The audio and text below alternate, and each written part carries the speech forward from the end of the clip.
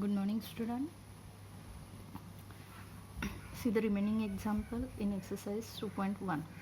Example number 6. A cargo of rice was insured at 0.625% to cover 80% of its value.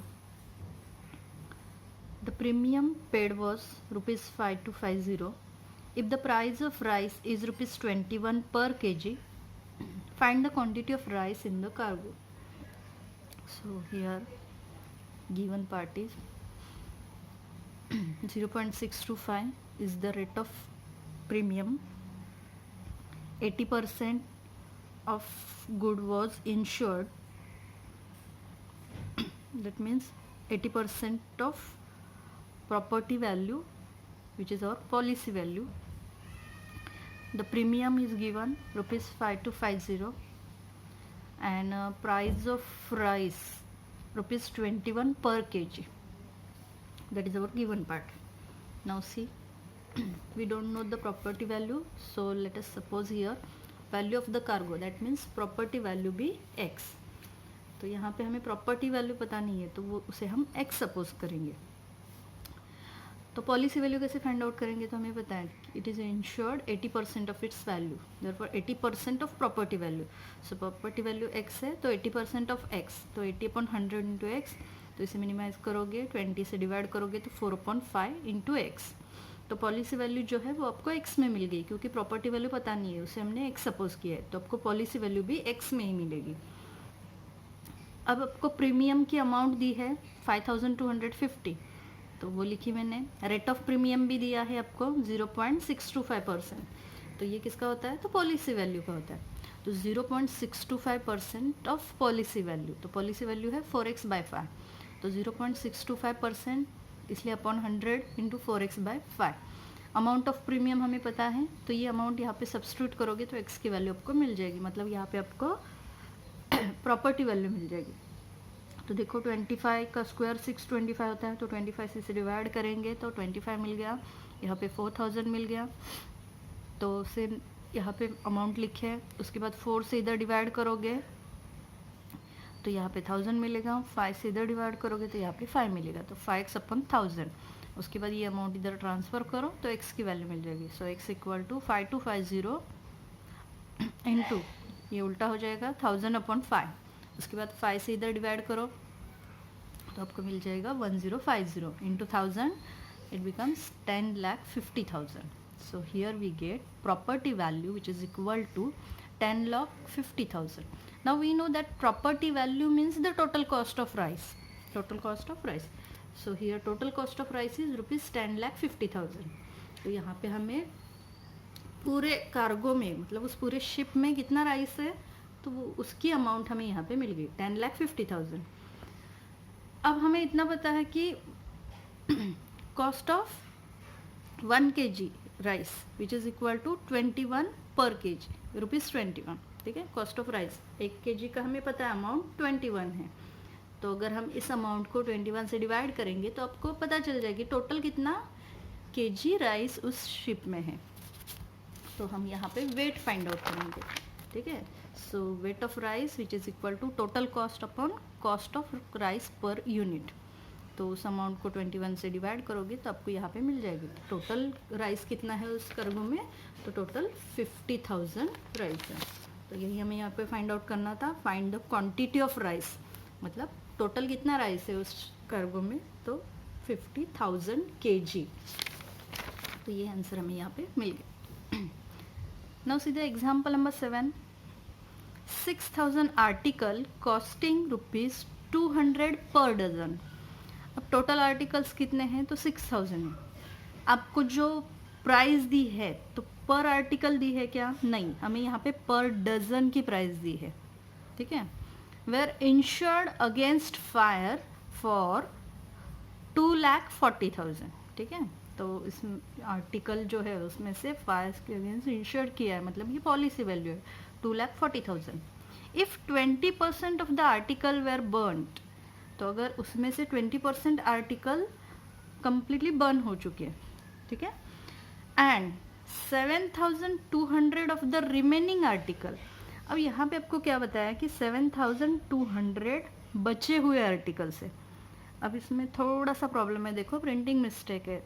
Total आपको 6000 articles दिए और burn होने के बाद बचे कितने बताए आपको 7200, मतलब इस अमाउंट से ग्रेटर ये अमाउंट है। टोटल 6000 है तो बर्न होने के बाद इतना कैसे बचेंगे?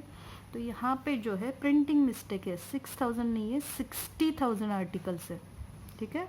तो टेक्स्ट बुक में प्रिंटिंग मिस्टेक है, वहाँ पे भी आप 6000 की जगह पे 60,000 करो। तो टोटल आर्टिकल्स है 60,000 और बर्न होने के बाद 20% बर्न हो गए उसमें से, तो फिर कितने बचे हैं? 7200 बचे हैं उसमें से। Were damage to the extent of 80% of their value. 20% जो है उसमें से वो कम्प्लीटली बर्न हो चुके हैं और 7200 आर्टिकल्स जो है वो क्या हो चुके हैं, तो उसकी वैल्यू जो है वो 80% कम हो गए। अब देखो, find the amount that can be claim. अब आपको अमाउंट फाइंड आउट करना है पॉलिसी, अंडर द पॉलिसी, मतलब क्लेम करना है आपको। इंश्योरेंस कंपनी की तरफ आपको इंश्योरेंस निकाला, ये इतना पॉलिसी वैल्यू है 2,40,000, तो अब आपको क्लेम कितना होगा वो आपको फाइंड आउट करना है। सबसे पहले आपको क्या करना पड़ेगा, देखो 60,000 आर्टिकल्स का डजन के ऊपर प्राइस दिया है, ठीक है। तो सबसे पहले हमें एक आर्टिकल का प्राइस कितना होगा वो फाइंड आउट करना है। उसके बाद पॉलिसी वैल्यू दी है, उसमें से लॉस फाइंड आउट करना है। अब यहाँ पे 2 टाइप का लॉस दिया है, दोनों लॉस फाइंड आउट करो, दोनों की एडिशन करो और उसके बाद हमें क्लेम फाइंड आउट करना है। तो क्लेम के लिए मैंने क्या बताया, फॉर्मूला क्या है, policy value upon property value into loss. तो उसमें हमें पॉलिसी वैल्यू पता होनी चाहिए जो कि दी है, प्रॉपर्टी वैल्यू हमें फाइंड आउट करनी पड़ेगी यहाँ पे, और फिर लॉस फाइंड आउट करना पड़ेगा। तो देखो आंसर में क्या दिया है, टोटल नंबर ऑफ आर्टिकल 60,000 है, डजन में हमें प्राइस दी है, तो इसलिए हम पहले इस 60,000 आर्टिकल्स को डजन में कन्वर्ट करते हैं। तो उसे अगर आप 12 से डिवाइड करोगे तो वो डजन में कन्वर्ट हो जाएंगे। तो 60,000 को 12 से डिवाइड करोगे तो 5,000 डजन। तो आर्टिकल हमें कितने मिल गए, 5,000 डजन। अब एक डजन की कॉस्ट हमें पता है ₹200। अब इससे इसको मल्टीप्लाई करोगे तो आपको वैल्यू ऑफ आर्टिकल्स मिल जाएगी। सो 5,000 को हम 200 से मल्टीप्लाई करेंगे, हमें यहाँ पे मिल जाएगा 10 लाख। तो 10 लाख क्या हो गई, आपकी वैल्यू ऑफ आर्टिकल्स हो गई, ठीक है। मतलब आपको प्रॉपर्टी वैल्यू मिल जाएगी यहाँ पे 10 lakhs. Value of article that means it's a property value. अब उसके बाद क्या करना है, पॉलिसी वैल्यू तो आपको दी है क्वेश्चन में डायरेक्ट 2,40,000। अब हमें लॉस फाइंड आउट करना है। अब लॉस में भी आपको क्या दिया है, देखो the number of articles completely burn. जो कम्प्लीटली बर्न हो चुके हैं वो कितने हैं, तो 20%। तो 20% ऑफ आर्टिकल्स, तो 20% ऑफ प्रॉपर्टी वैल्यू। तो 20% अगर हमने यहाँ पे फाइंड आउट किया तो हमें यहाँ पे मिल गया 2 लाख। तो ये जो है वो लॉस है। एक और लॉस आपको बताया, क्या बताया है कि 7,200 of remaining articles were damaged to the extent of 80% of their value। तो 7,200 आर्टिकल जो है बचे हैं, तो उसकी वैल्यू भी आपको 80% से कम होगी। तो यहाँ पे 80% ऑफ दैट आर्टिकल्स आपको फाइंड आउट करना है। तो 80% इसलिए 80/100। आर्टिकल्स कितने दिए, 7,200 आर्टिकल्स है, लेकिन हमें जो प्राइस पता है वो डजन में पता है, तो इसलिए 12 से डिवाइड करो इंटू 200। 200 क्या है, तो पर डजन की अमाउंट है, ठीक है। तो 7,200 अपॉन 12 इंटू 200। तो 12 से यहाँ पे डिवाइड करोगे, ये 2 0 कैंसिल कर दिए, मल्टीप्लिकेशन करोगे तो 96,000 मिल जाएगा। तो ये हो गया लॉस। अब यहाँ पे 2 टाइप के लॉस हमने यहाँ पे फाइंड आउट किए। पहला जो है वो जो कम्प्लीटली बर्न हो चुका है, और दूसरा जो अमाउंट डिक्रीज हो चुका है। तो टोटल लॉस मतलब इन दोनों की एडिशन करो तो आपको मिल जाएगा 2,96,000। अब ये हो गया टोटल लॉस। अब हमें क्लेम फाइंड आउट करना है। तो क्लेम का formula policy value upon property value into loss. Policy value दी है क्वेश्चन में, प्रॉपर्टी वैल्यू हमने फाइंड आउट की है, लॉस फाइंड आउट किया है। इसे सिंप्लीफाई करो, आपको क्लेम मिल जाएगा जो कि है 71,040 rupees. See the example number 8. The rate of premium is 2% and the other expenses are 0.075%. A cargo worth rupees 3,50,100 is to be insured so that all its value and the cost of insurance will be recovered in the event of total loss. अब यहाँ पे क्या दिया है देखो, rate of premium दिया है, मतलब प्रीमियम का रेट दिया है 2%, ठीक है. एंड अदर एक्सपेंसेस, मतलब वो जो पर्सन है उसके अदर एक्सपेंसेस भी यहाँ पे दिए, वो कितने हैं 0.075%, ठीक है. दूसरे एक्सपेंसेस भी है इसमें, तो ये दोनों एक्सपेंसेस है. अब उसके बाद क्या दिया है, कार्गो वर्थ रुपीज़, मतलब ये है प्रॉपर्टी वैल्यू, ठीक है. जो भी गुड होगा उसकी प्रॉपर्टी वैल्यू यहाँ पे दी है 3,50,100 is to be insured so that. अब ये प्रॉपर्टी वैल्यू उसने इंश्योर की है, लेकिन आगे और भी कंडीशन दी है. क्या है, all its value and the cost of insurance will be recovered in the event of total loss. मगर मतलब क्या है, अगर उस पर्सन का लॉस होता है तो वो इंश्योरेंस कंपनी से क्या क्लेम कर सकता है, तो वो प्रॉपर्टी वैल्यू भी उसको मिलनी चाहिए और ये जो एक्सपेंसेस है वो भी उसको मिलनी चाहिए. तो उसने ऐसा पॉलिसी निकाला है कि प्रॉपर्टी वैल्यू भी उसको मिलेगी और उसके साथ साथ एक्सपेंसेस भी उसको मिलने चाहिए, ऐसे उसने पॉलिसी निकाला है. तो वो आपको फाइंड आउट करना है, ठीक है. तो हमें यहाँ पे पॉलिसी वैल्यू पता नहीं है, तो हम यहाँ पे सपोज करेंगे पॉलिसी वैल्यू. तो देखो, वैल्यू ऑफ कार्गो पता है हमें, दैट मीन्स प्रॉपर्टी वैल्यू यहाँ पे पता है. Let the policy value, policy value हमें पता नहीं है, तो यहाँ पे हम कंसिडर करेंगे पॉलिसी वैल्यू 100 रुपीज़ है. इंक्लूड्स, जिसमें क्या आता है, प्रीमियम भी आता है, उसने जो प्रीमियम भरा है वो 2% है, तो यहाँ पे 100 के ऊपर 2 रुपीज़ आएगा, 2% मतलब. एंड अदर एक्सपेंसेस, बाकी जो एक्सपेंसेस है वो है 0.075.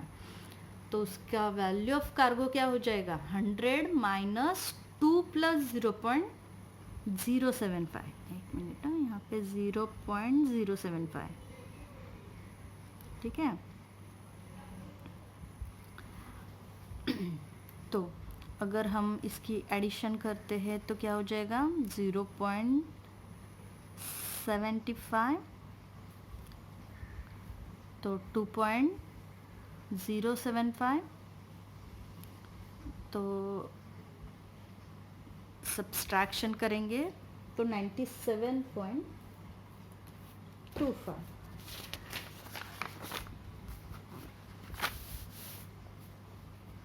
अब इसके बाद देखो, प्रॉपर्टी वैल्यू हमें यहाँ पे मिल गई 97.25, ठीक है. अब इसके बाद क्या दिया है, पॉलिसी वैल्यू जब 100 रुपीज़ होगी, पॉलिसी वैल्यू जब 100 रुपीज़ होगी तब उसकी प्रॉपर्टी वैल्यू है 97.25. तो अगर प्रॉपर्टी वैल्यू हमें दी है तो फिर उसकी पॉलिसी वैल्यू क्या होगी, तो ये फाइंड आउट करने के लिए हम क्या करेंगे, 100 से मल्टीप्लाई करेंगे प्रॉपर्टी वैल्यू को, और ये जो हमने 100 के लिए सपोज किया था वो यहाँ पे डिवाइड करेंगे. मतलब 100 के लिए इतना है, तो फिर इस प्रॉपर्टी वैल्यू के लिए कितना पॉलिसी होगा, तो वो फाइंड आउट कर रहे हैं हम. तो क्रॉस मल्टीप्लिकेशन करते हैं, उस टाइप से क्रॉस मल्टीप्लिकेशन करेंगे तो आपको ये कैलकुलेशन मिल जाएगा. तो इसे सॉल्व करोगे तो 3,60,000 आपको यहाँ पे अमाउंट मिल जाएगा. तो ये क्या हो गया, तो cargo should be insured for 3,60,000. तो देखो, गुड्स कितना था, 3,50,000 100 का था, लेकिन उसने पॉलिसी कितना निकालना है, तो 3,60,000 का पॉलिसी निकालना है, ठीक है. तो ये 3 एग्जाम्पल मैंने सॉल्व करके दिए हैं और 3 एग्जाम्पल आपको सॉल्व करने हैं. कौन से 3 एग्जाम्पल, देखो मैं यहाँ पे हिंट देती हूँ. फर्स्ट है 5th example, A stock worth rupees 7 lakh was insured for 4,50,000. Fire burned stock worth rupees 3 lakh, completely damaged, and the remaining stock to the extent of 75% of its value. What amount can be claimed under the policy? ठीक है, तो claim find out करना यहाँ पे है. आपको property value दी है 7 लाख, पॉलिसी वैल्यू भी दी है आपको जो कि है 4,50,000. उसके बाद आपको ये जो 2 दिए हैं वो है लॉस आएगा। ये कम्प्लीटली बर्न हो चुका है और ये 75 उसकी वैल्यू रिड्यूस हो चुकी है 75%। तो आपको ये तो वैल्यू दी है, लेकिन ये वैल्यू आपको फाइंड आउट करनी पड़ेगी और दोनों की एडिशन करोगे तो आपको वो टोटल लॉस मिल जाएगा। ठीक है, तो देखो property value, policy value, value of stock burn completely, तो वो फाइंड आउट करो 70%। और उसके बाद प्रॉपर्टी वैल्यू में से जो बर्न हो चुके हैं वो अगर माइनस करोगे तो वो बैलेंस अमाउंट हो जाएगी, और बैलेंस अमाउंट का 75% रिड्यूस हो चुका है। तो हमें क्या करना है, बैलेंस अमाउंट का 75% फाइंड आउट करना है।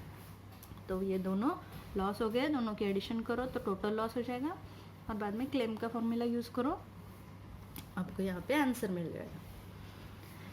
एग्जाम्पल नंबर 9 भी ईजी है, आप इजीली सॉल्व कर सकते हो। क्या दिया है इसमें, देखो property worth ₹4 lakh is insured with 3 companies ABC। तो एक प्रॉपर्टी जो है 4 लाख की, तो उसने इंश्योर किया है 3 अलग अलग कंपनीज में ABC में। तीनों की अमाउंट जो है, पॉलिसी वैल्यू डिफरेंट है, तीनों कंपनीज ने उसमें डिफरेंट अमाउंट इंश्योर की है। ठीक है, अब आपको फाइंड आउट करना है, क्या फाइंड आउट करना है, amount recoverable from each company in the event of a loss to the extent of ₹9,000। तो आपको यहाँ पे फाइंड आउट करना है कि तीनों कंपनीज का क्लेम कितना आएगा आपको। ठीक है, तो लॉस आपको दिया है यहाँ पे 9,000, और आपको क्या करना है, सबसे पहले पॉलिसी वैल्यू जो है, जो इंश्योर किए तीनों कंपनीज में, तीनों की एडिशन करो तो आपको इंश्योर्ड जितना किया है वो पता चल जाएगा। तो यहाँ पे उसने पूरे प्रॉपर्टी इंश्योर की है, तो property value which is equal to policy value होगी, मतलब इन तीनों की एडिशन करोगे तो आपको यहाँ पे पता चल जाएगा कि यहाँ पे कितना, दोनों सेम ही होंगे, प्रॉपर्टी वैल्यू और पॉलिसी वैल्यू। अब आपको तीनों कंपनीज का सेपरेट क्लेम फाइंड आउट करना है। तो क्लेम फॉर कंपनी ए, तो ये होगा amount insured with company A upon property value into loss. तो यहाँ पे क्लेम मिल जाएगा ए कंपनी का, जैसे ही बी का क्लेम फाइंड आउट करो, सी का क्लेम फाइंड आउट करो। नेक्स्ट है example number 10। A car value at ₹8 lakh is insured for ₹5 lakh and the rate of premium is 5% less 20%. Premium का रेट क्या है, 5% less 20%. How much will the owner bear including the premium if the value of the car is reduced to 60% of its value? अगर उस car की value 60% reduce हो चुकी है तो उस ओनर को कितना बियर करना पड़ेगा वो आपको फाइंड आउट करना है। So first value of car, that means property value दी है, पॉलिसी वैल्यू आपको दी है, रेट ऑफ प्रीमियम जो दिया है आपको 5% लेस 20% दिया है, तो 5% लेस 20% मतलब 20% ऑफ 5 फिर से, तो ये फाइंड आउट करोगे तो आपको 1% मिल जाएगा। तो 5% माइनस 1% 4% हो जाएगा। तो प्रीमियम जो है वो 4% of policy value find out करो। यहाँ पे दिया है value of car is reduce to 60% of its original value, तो यहाँ पे हम 60% of property value find out करेंगे, तो ये भी एक लॉस है। तो हम क्या करेंगे, प्रॉपर्टी वैल्यू में से ये रिड्यूस वैल्यू माइनस करोगे तो आपको लॉस मिल जाएगा, और फिर क्लेम का फॉर्मूला यूज़ करो, क्लेम फाइंड आउट करो। अब हमारा क्वेश्चन क्या है, how much loss owner bear. अब ओनर को कितना लॉस हुआ है, तो टोटल लॉस उसमें से क्लेम माइनस करो, क्योंकि वो कंपनी उतना उसको रिटर्न देने वाली है, तो लॉस में से क्लेम माइनस करो तो वो जो बचा है वो लॉस आएगा, प्लस उसने जो प्रीमियम भरा है वो भी उसका लॉस आएगा। तो इन दोनों की एडिशन करो तो वो आपको फाइनल आंसर मिल जाएगा। कुछ डाउट है तो आप पूछ सकते हो। Thank you.